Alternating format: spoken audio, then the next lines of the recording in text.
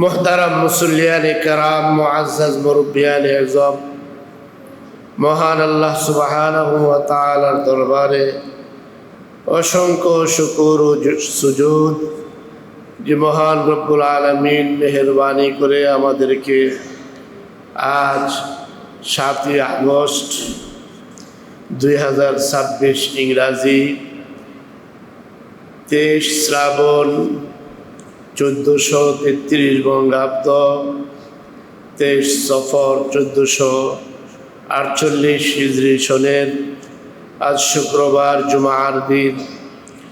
দুনিয়ার সকল কর্মব্যস্ততা থেকে মুক্ত করে, বিশেষত গুনাহ থেকে হেফাজত করে আল্লাহ পাকের ঘরে আসার বসার সুযোগ দান করলেন।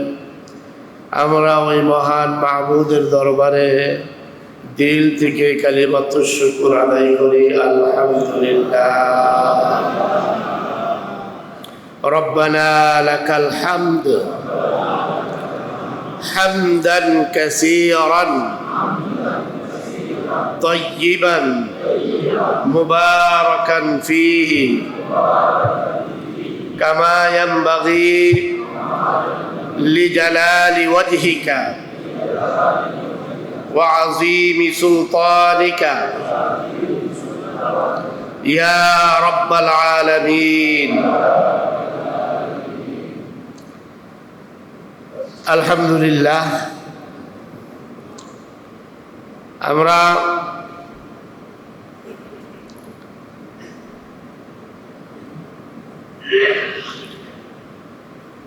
মহান মাহবুদের দরবারে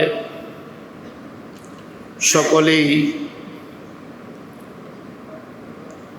দিল থেকে আন্তরিকতার সাথে মোহাব্বত ভরে আরো একবার কালিমাতুশ শুকর আদায় করি, আলহামদুলিল্লাহ।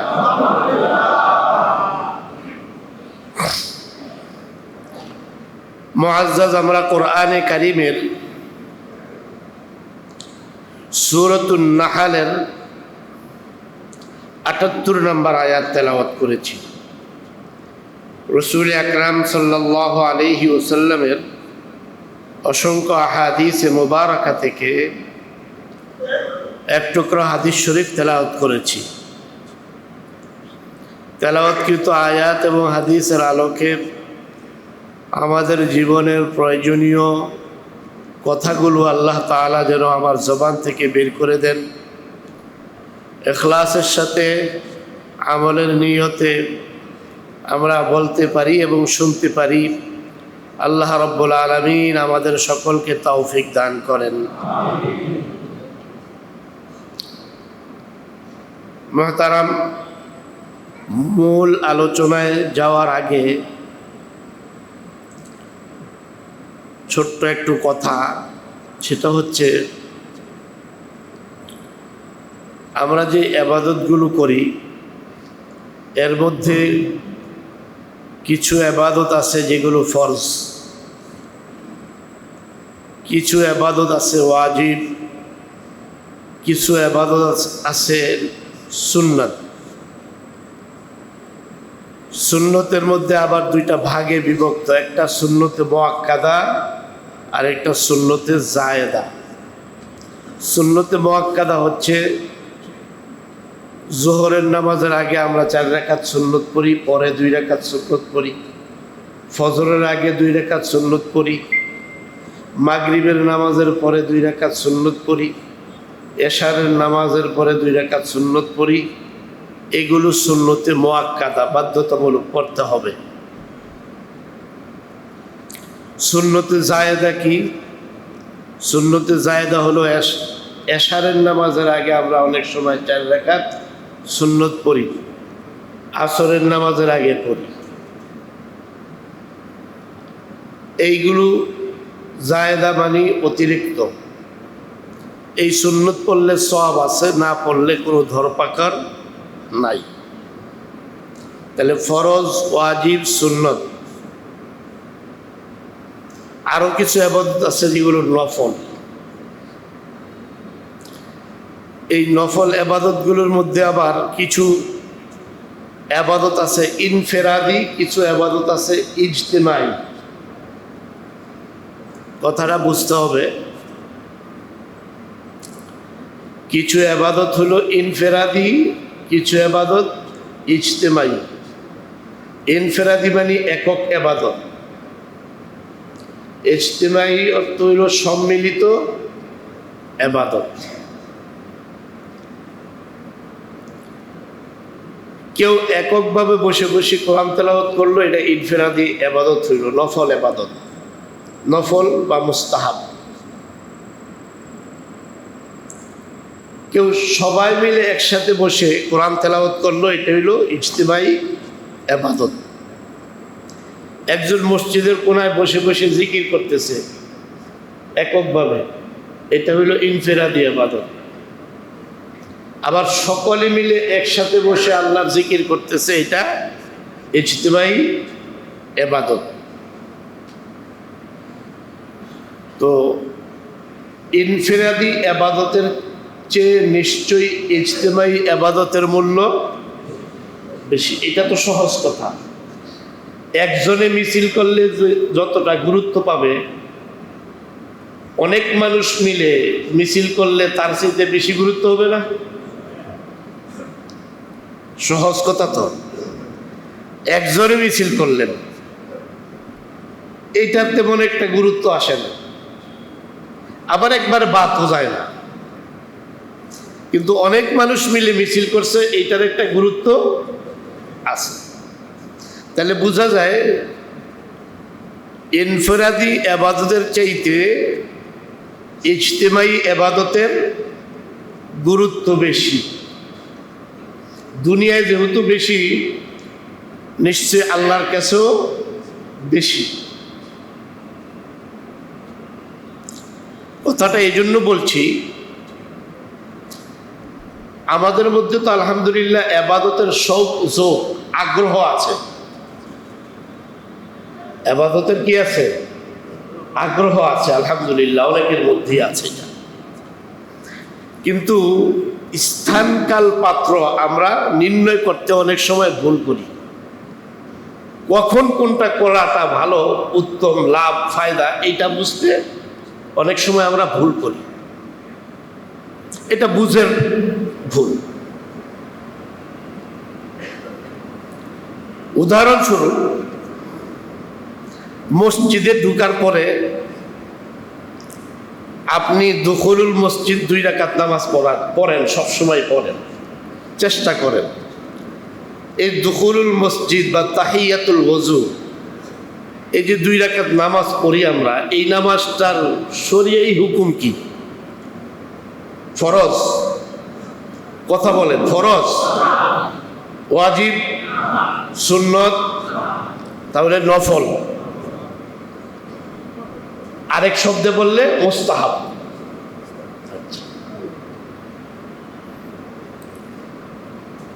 এখন আপনি মসজিদে প্রবেশ করছেন, ঢুকার পরে দেখলেন যে পরিবেশটা এমন যে এখন আমি এককভাবে 2 রাকাত দুখুলুল মসজিদ না পড়ে সম্মিলিত যে ইবাদত হইতেছে সেখানে যদি বসে যাই, এবং এটাই আকলের তাকাজা, বিবেকের তাকাজা, যে আমি একলা পড়লে একক ইবাদত, ইনফেরাদি ইবাদত হবে, আর যদি সকলের সাথে যে ইবাদতটা চলমান আছে এইখানে শরীক হয়ে যায়, তাহলে ইজতিমাই ইবাদত হবে।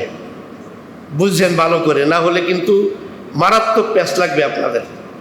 শুধু প্যাঁচ লাগবে না, আমার ভয় হইল আপনারা বাহিরে দিয়ে কথা বলেন, বুঝছেন না?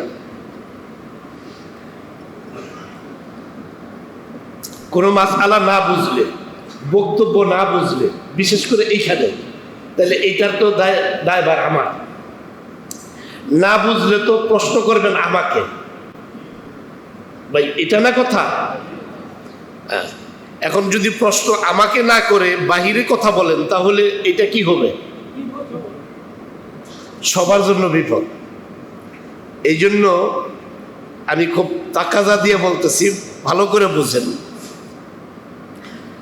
আপনি ঢুকার পরে সবসময় যে 2 রাকাত কি বলে দুখুলুল মসজিদ অথবা তাহিয়াতুল ওযু পড়েন, 2 রাকাত নামাজ, আইসা দেখলেন মসজিদে এইখানে যে সবাই একসাথে বসে কি হইতেছে, একটা আমল হইতেছে। এই যে আলোচনাটা, এটা আমল তো নাকি নাকি এত সন্দেহ আছে? এই যে আলোচনাটা একটা আমল তো, কেমন আমল? قال رسول الله صلى الله عليه وسلم مجلس فقه خير من عبادة 60 سنة। আল্লাহর রসুল বলেন দিন শিখার একটা মজলিস, এইটা 60, আরেক রাওয়ায়াতে 70 বলে 60 অথবা 70 বছর নফল এবাদতের চাইতেও দিন শিখার একটা মজলিস অতি উত্তম।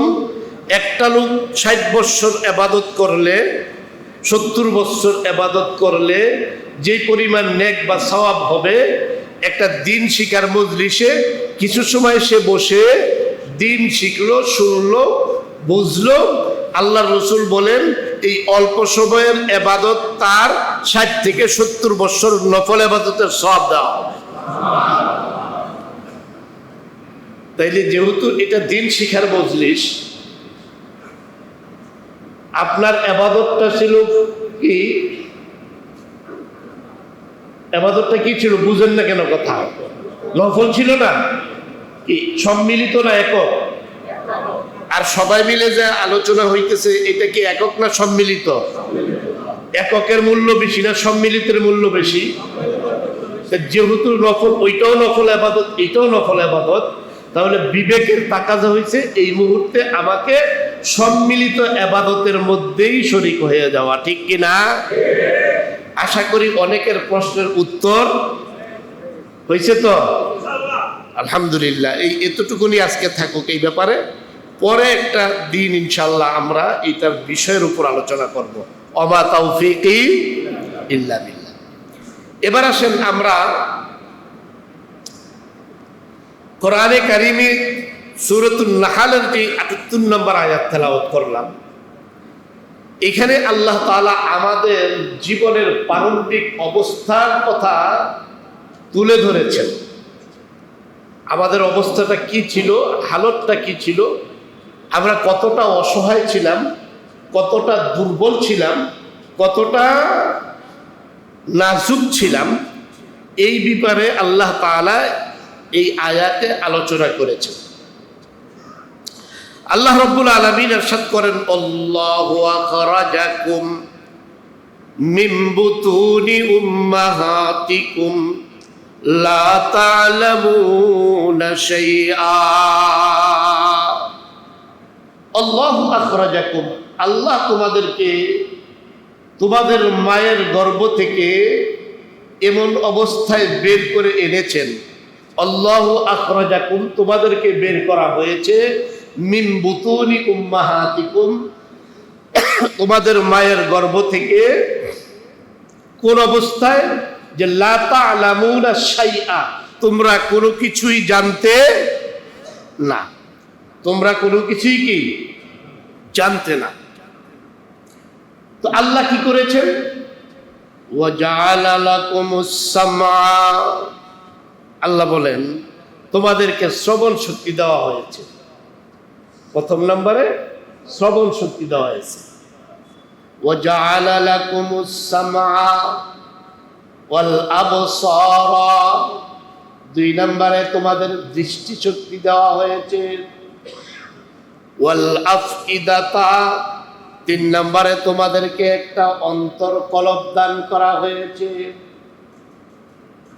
তাহলে তোমরা পৃথিবীতে এমন একটা অবস্থায় এসেছো যখন তোমরা কিছুই জানতে না, কিছুই বুঝতে না, কিছুই উপলব্ধি করতে পারতে না। ওই অবস্থায় আল্লাহ তোমাদেরকে শ্রবণ শক্তি দান করেছেন, দৃষ্টি শক্তি দিয়েছেন, বুঝার জন্য একটা কলব অন্তর দান করেছেন। এরপরে আল্লাহ বলেন লাআল্লাকুম তাশকুরুন, আল্লাহ এগুলো কেন করছেন? যেন তোমরা এগুলো পাওয়ার পরে আল্লাহ তাআলার শুকরিয়া আদায় করতে পারো। সুবহানাল্লাহ। আসেন আয়াতের ভিতরে মর্ম অর্থ কি তাফসীর কি বলে এই সম্পর্কে আমরা একটু দেখি। অনেক কিছু বুঝার আছে, বুঝলে তো কি অনেক কিছু বুঝার আছে, শিখলে অনেক কিছু শিখার আছে, না বুঝলে না শিখলে কিছুই নাই, বুঝলেন না? আমরা যখন মায়ের গর্ভ থেকে পৃথিবীতে আসলাম এমনি এমনি নিজে নিজে আসি নাই, আল্লাহর ইচ্ছাই এসেছি, আল্লাহই আমাদেরকে এনেছেন। পৃথিবীতে আসার পরে আমাদের কথা বলার শক্তি ছিল না। আমরা যে শ্রবণ শক্তি, এইটা যদিও আল্লাহ তাআলা শ্রবণ শক্তি দান করেছেন, কিন্তু এটার প্রতি উত্তর করার ক্ষমতা ছিল না। কি শুনতেছি এটা প্রকাশ করার ক্ষমতা ছিল না, এবং যা শ্রবণ করতেছি, যা শুনতেছি, এটা ভালো কি মন্দ এটাও বুঝার কি ছিল না, ক্ষমতা। আল্লাহ বলেন অল আফইদাতা, একটা কলব অন্তর দিছি যেন ওই যা শ্রবণ করতেছো এটার ভালো মন্দ বুঝার ক্ষমতা তুমি লাভ করতে পারো। এখন এই তিনটা জিনিসের মধ্যে আপনাকে আমাকে বিচার বিশ্লেষণ করা দরকার যে আল্লাহ তাআলা আপনার প্রতি আমার প্রতি কতটা অনুগ্রহ করেছেন, ইহসান করেছেন, দয়া করেছেন। পৃথিবীতে আসার পরে আপনার আমার মুখের তো ভাষা নাই। এখন আপনার আমার ক্ষুধা পেয়েছে, একজন নবজাত সন্তান পৃথিবীতে আসার পরে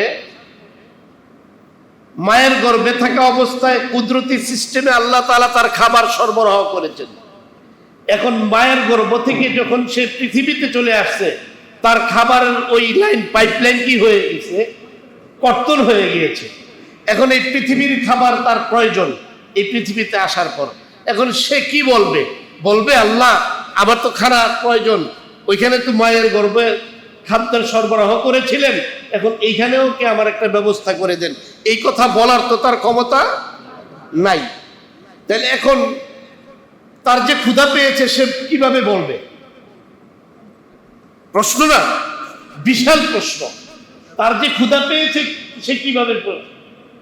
মুফাসসিরিনে কেরাম হযরত ইবনে হাজার আসকালানী, হযরত ইবনে আব্বাস রাদিয়াল্লাহু তাআলা আনহু সহ বড় বড় মুফাসসিররা বলেছেন এই কথা, যে সে তার চাহিদা পুরা করার জন্য তার যে ক্ষুধা লাগছে এটাও তো বুঝার ব্যাপার। তো বুঝবে কিভাবে? ওই যে অন্তর কলব দিয়েছে, এটার দ্বারা সে বুঝতেছে, উপলব্ধি করতেছে যে এখন আমার কি ক্ষুধা পেয়েছে। এখন কিভাবে বলবে? বলে আল্লাহ তাআলা তার জবানের মধ্যে কান্নার আওয়াজ জারি করে দিয়েছেন। সুবহানাল্লাহ। পৃথিবীর যে প্রান্তেই একজন শিশু জন্মগ্রহণ করুক, চাই আরব চাই আজব, যে ভাষারই হোক না কেন, সারা পৃথিবীর সমস্ত সন্তানের প্রথম যে ভাষাটা আল্লাহ তাআলা তার জবানে দান করেন সেই ভাষার নাম হচ্ছে কান্নার ভাষা। কেন আল্লাহ কান্না শিখাইলেন তাকে? আরেক প্রশ্ন। আল্লাহ তাআলা ইচ্ছে করলে তো এই সময়ে তার জবানে 1.5 বছর 2 বছর 3 বছর পরে তো এই বাচ্চা কথা বলবেই। তো আল্লাহ তো ইচ্ছে করলে এই মুহূর্তেই কি করতে পারতেন, তার জবানে কথা জারি করে দিতে পারতেন। যেমন হযরত ঈসা আলাইহিস সালাতু ওয়াস সালামের 40 দিন বয়সেই জবানের মধ্যে কথা জারি করে দিয়েছেন, দিচ্ছেন না? হ্যাঁ, এই আলোচনা করতে গেলে তো লম্বা হয়ে যাবে। বেপেদার ফরজন্দ পয়দা ও কুনাত, বেপেদার ফরজন্দ পয়দা ও কুনাত, তিফলেরা দর মাহদে গুয়া ও কুনাত। আল্লাহ তাআলা চাইলে ওই নাবালক শিশু সন্তান, নবজাত সন্তানের জবান থেকেও কথা বের করে দিতে পারেন, এবং পারেন যে তা উদাহরণ কোরআনে কারিমে আল্লাহ তাআলা দিয়েছেন। স্বয়ং ঈসা আলাইহিস সালাতু ওয়াস সালাম, হযরত ঈসা আলাইহিস সালাতু ওয়াস সালামকে নিয়ে যখন হযরত মারইয়াম আলাইহিস সালাতু ওয়াস সালাম এলাকায় আসলেন, লোকেরা জিজ্ঞেস করছে, এই মারিয়াম, তোমার তো বিয়ে হয় নাই, তো তুমি এই সন্তান পেলে কোথায়? কি করবা? জবাবের জন্য এই শিশুর দিকে তুমি ইঙ্গিত করে দিবা আর তাদেরকে বলবা, ইন্নী নাযারতু লির-রহমানি সাওমা, আমি আমার আল্লাহর জন্য কথা না বলার রোজা রাখছি। সুবহানাল্লাহ, কথা বলবো না, এই রোজা রাখছি। উনি যখন ফাআশারাত ইলাইহি, বাচ্চার দিকে ইঙ্গিত করলেন যে তার সাথে কথা বলো, তো লোকেরা বলছে, ক্বালু কাইফা নুকাল্লিম, ক্বালু কাইফা নুকাল্লিম, এই বাচ্চার সাথে আমরা কিভাবে কথা বলবো? মান কানা ফিল মাহদি সাবিয়্যা, অথচ এই বাচ্চা মাত্র কি শিশু, একেবারে নবজাত। যখন এই কথা বলছে, তো আল্লাহ তাআলা ওই মুহূর্তেই হযরত ঈসা আলাইহিস সালাতুস সালামের জবানের মধ্যে কথা জারি করে দিয়েছেন। তিনি জাতির উদ্দেশ্যে ভাষণ দিলেন, ক্বালা ইন্নী আবদুল্লাহ আতানিয়াল কিতাব ওয়া জাআলানি নাবিয়্যা ওয়া জাআলানি মুবারাকান আইনামা কুনতু আওসানি বিস-সালাতি ওয়াজ-যাকাতি মা দুমতু হাইয়্যা। হযরত ঈসা আলাইহিস সালাতু ওয়াস সালাম, ইনি আল্লাহ তাআলা যখন ওনার জবানের মধ্যে কথা জারি করে দিয়েছেন, তো উনি বলতে লাগলেন, হে লোক সকল শুনো, ক্বালা ইন্নী আবদুল্লাহ, আমি আল্লাহর বান্দা। সুবহানাল্লাহ। বেপেদার ফরজন্দ পয়দা ও কুনাদ, বেপেদার ফরজন্দ পয়দা ও কুনাদ, তিফলেরা দরমাদে গুয়া ও কুনাদ, মুর্দারা সদ সালারা হাইমি কুনাদ, ইবজুজ হক দিগারে কাইমি কুনাদ। ইচ্ছে করলে আল্লাহ ওই নবজাত সন্তানের জবান থেকে কথা বের করে দিতে পারেন। তার উদাহরণ হযরত ঈসা আলাইহিস সালাতুস সালাম। তো আমরা যেখানে ছিলাম, যে ওই বাচ্চাকে তো আল্লাহ তাআলা কি করতে পারতেন, তখন তার জবানে কথা বলাইতে পারতেন, কিন্তু দিলেন না। আল্লাহ তাআলা তার জবানে কান্না জারি করে দিলেন। কেন? হযরত ইবনে আব্বাস রাদিয়াল্লাহু তাআলা আনহু বলেন যে এইটার দ্বারা আল্লাহ তাআলা দুনিয়ার মানুষকে সবক শিখাইছেন। হে দুনিয়ার মানুষেরা শোনো, তোমরা তো ছিলা জান্নাতে, তোমাদের বাড়ি বাবা মার বাড়ি জান্নাতে, ঘুরে ফিরে কথা কিন্তু এই জায়গায়, বাড়ি কোথায়? জান্নাত। তো জান্নাত থেকে তোমরা কোথায় চলে আসছো? দুনিয়ার এই নর্দমায় চলে আসছো। সুতরাং ওই জান্নাত ফিরে পেতে হলে তোমাদেরকে দুনিয়ায় কান্না ছাড়া আর বিকল্প কোনো রাস্তা, এই কান্না শিখাইছেন। ফালিয়াব হাকু কালিলাও ওয়ালিয়াবকু কাসীরা। এজন্য কোরআন বলে অল্প অল্প হাসো, বেশি বেশি কাঁদো। কারণ কি? আমরা বিপদগ্রস্ত, আমরা বাবার বাড়ি হারিয়ে ফেলেছি। এই বাবার বাড়ি খুঁজে পাওয়ার জন্য এখান থেকে আমাদেরকে আল্লাহর হুকুম মতো জীবন যাপন করে এরপরে শেষ রাতের চোখের পানি ফেলে আল্লাহকে বলতে হবে, আল্লাহ বাবার বাড়ি জান্নাত হারিয়ে ফেলেছি, আমাদেরকে দয়া করে আবার জান্নাতের বাড়ির বরাদ্দ দিয়ে দাও। তাহলে এক নাম্বার, এই যে কান্নার ভাষা আল্লাহ কেন শিখাইলেন? যে তোমাকে কাঁদতে হবে। এই দুনিয়া কি কান্নার জায়গা, কাঁদতে হবে। নতুবা আল্লাহ ওই সন্তানের জবানের মধ্যে কি করতে পারতেন? তখনই কথা দিয়ে দিতে পারতেন। তাহলে এটা কান্নার জায়গা। এক নম্বর আমাদের জন্য সবক। বলে হাসবো না? হ্যাঁ হাসবো। যখন কি বলে শরীয়ত সম্মত যে সমস্ত বিষয়ে হাসার বিষয় আছে, হাসবো।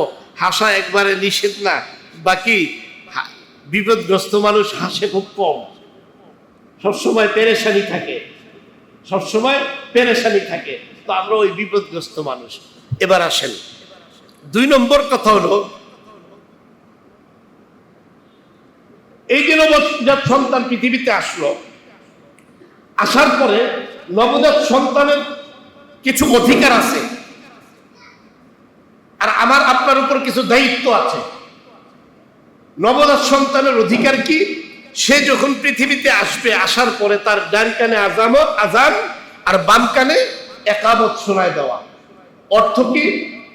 যে তোমার আজান, তোমার যে নামাজ হবে জানাজার নামাজ, জানাজার নামাজে তো আজানও নাই একামতও নাই, আছে?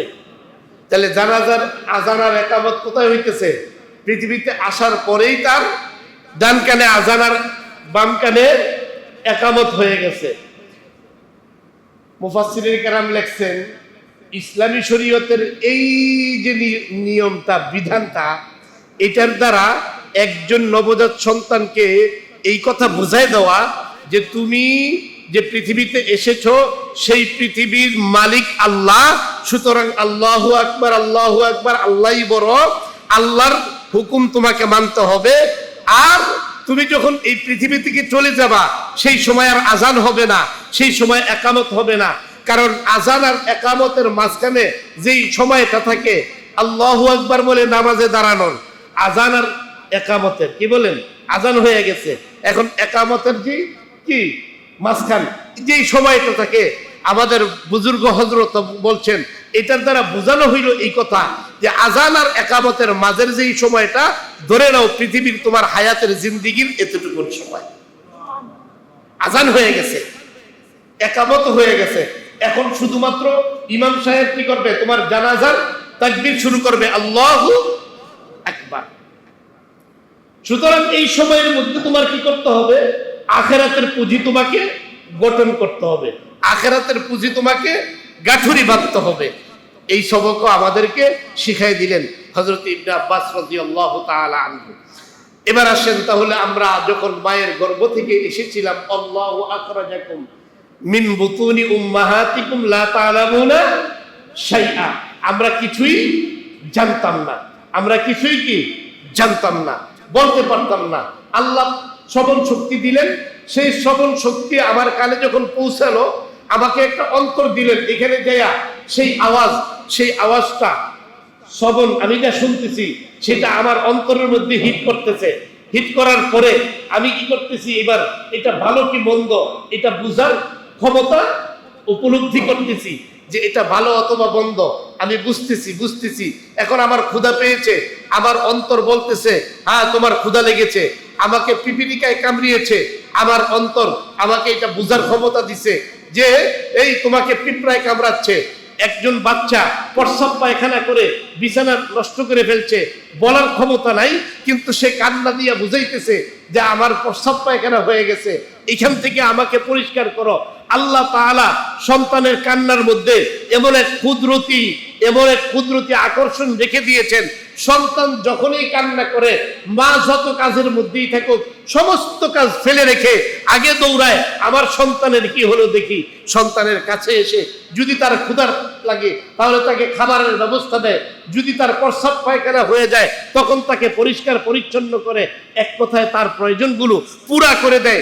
এই যে কুদরতি নিজাম আর সিস্টেম আমার আল্লাহ বলেন এগুলো আমি আল্লাহই তোমাদেরকে দিলাম। কেন দিলাম?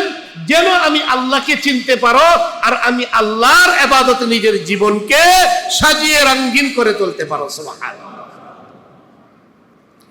এবার আসেন, এই বাচ্চার তো কি এখন তো কথা বলতে পারে না, কিন্তু কিছুদিন পরে সে কি কথা বলবে।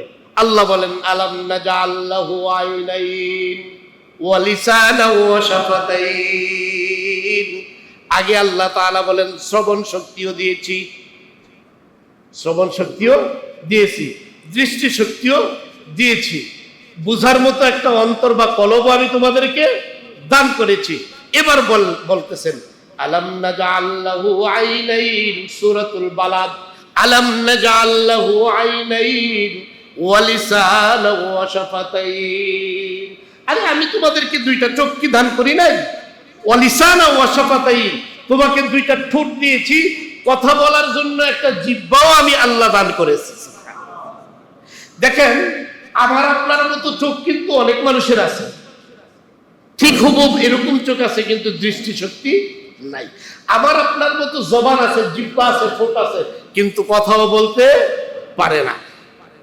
এই আয়াতের তাফসীরের মধ্যে মুফাসসিরে কেরাম দেখছেন আমাদের যে জিহ্বাটা, এই যে মেশিনটা, এই মেশিনটা দিয়া একটা মেশিন একই রকম তো সারা দুনিয়ার, বাংলাদেশের মানুষের জিহ্বার যে আকৃতি, সৌদি আরবের মানুষের জিহ্বার একই আকৃতি, আমেরিকার মানুষের জিহ্বার একই আকৃতি, সারা দুনিয়ার সমস্ত মানুষের জিহ্বার কি আকৃতি একই। কিন্তু একটা জিহ্বা নড়লে সেখান থেকে ইংলিশ বের হয়, আরেকটা জিহ্বা নড়লে সেখান থেকে বাংলা বের হয়, আরেকটা জিহ্বা নড়লে সেখান থেকে উর্দু বের হয়, আরেকটা জিহ্বা নড়লে সেখান থেকে আরবি বের হয়। এক কথায় পৃথিবীতে যতগুলো ভাষা আছে এই জিহ্বা একটাই, মেশিন একই রকম, একই রকমের আকৃতির, কিন্তু এই একটা মেশিন থেকে আল্লাহ তাআলা পৃথিবীতে হাজারো হাজারো ভাষা তৈরি করে দিচ্ছে। আল্লাহর কুদরত আছে না নাই? দেখেন, মজার ব্যাপার হলো এই জিহ্বা দিয়ে অনেক মানুষ কি জিহ্বা নাড়াচাড়া করে। ভাষা কাকে বলে? যেই ধ্বনিটা আমাদের বের হয়, হ্যাঁ, এই ধ্বনিটা যেন অর্থবোধক হয়, মানুষ বুঝে, এটার নামই তো কি ভাষা, এর নামই হচ্ছে ভাষা। দেখেন, যারা কথা বলতে পারে না, যারা জবানের জড়তা আছে, এই লোকগুলো যখন জিহ্বা নাড়ায় আমরা অনেক সময় তাদের কথা বুঝি না। বলে এই যে আমার কথাটাকে অর্থবোধক করে দেওয়ার যেই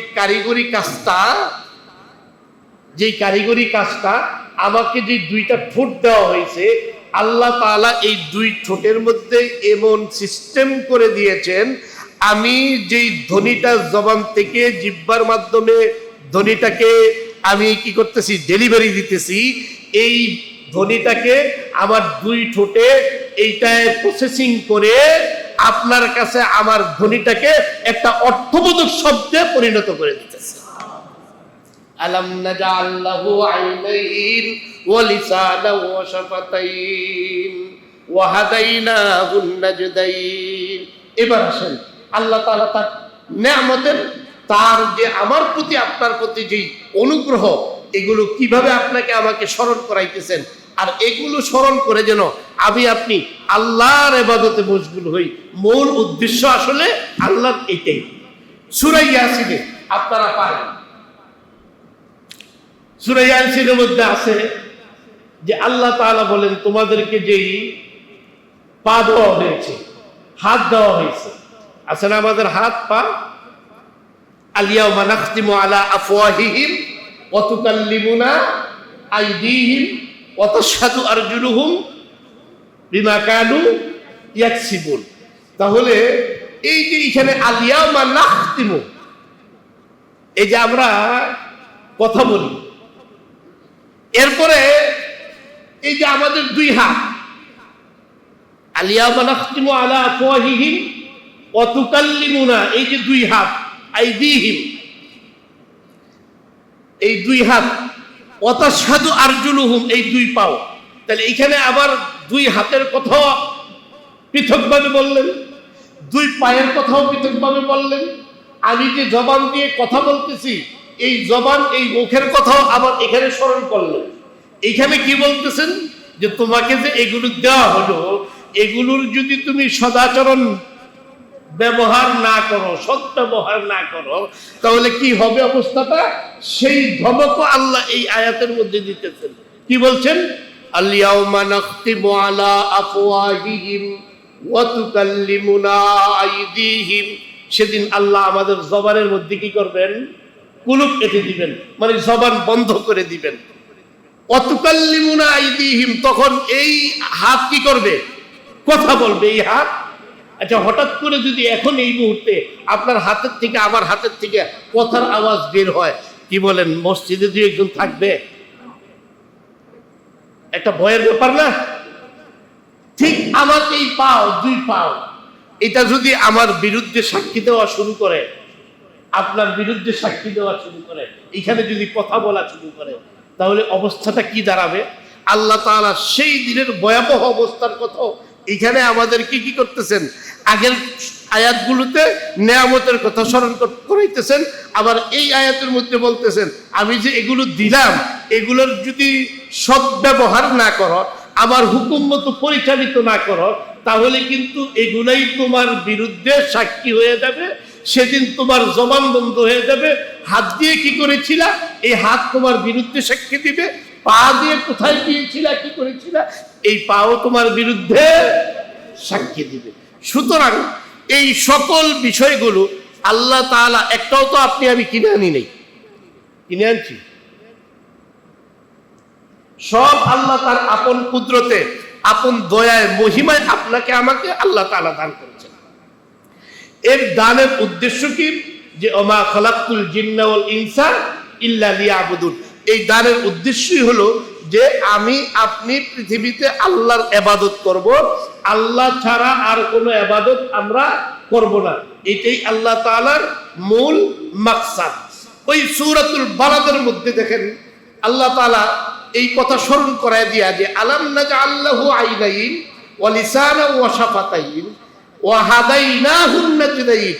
আমি তাদেরকে দুইটা পথ দিয়েছি, একটা পথ মন্দ, একটা পথ খারাপ। তো মন্দ বুঝার আর ভালো বুঝার এইটার একটা যন্ত্র আমি তাদেরকে কি দিয়েছি, অন্তর কলব। কোনটা ভালো কোনটা মন্দ এটা বুঝার ক্ষমতাও আল্লাহ আপনাকে আমাকে দিয়েছেন।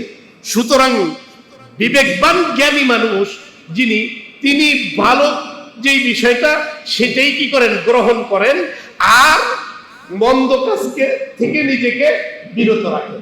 এখানে আরেকটা ব্যাপার আছে, মানুষের একটা নফস আছে, মানুষের একটা কি আছে, নফস। এটা ধরা যায় না, ছোঁয়া যায় না, দেখাও যায় না। নফস হাদিস শরীফে আছে নফস আবার তিন প্রকার। একটা নফস হইল নফসে আম্মারা, এর কাজ হইল ওই মানুষকে শুধুমাত্র গুনার দিকে কি করে, ধাবিত করে। এই নফসে আম্মারা মানুষকে গুনার দিকে ধাবিত করে, গুনার তার সামনে মজা করে উপস্থাপন করে, চাকচিক্যময় করে, সুন্দর করে গুনাহের কাজগুলো তার সামনে উপস্থাপন করে, তখন মানুষ সেই দিকে ধাবিত হয়।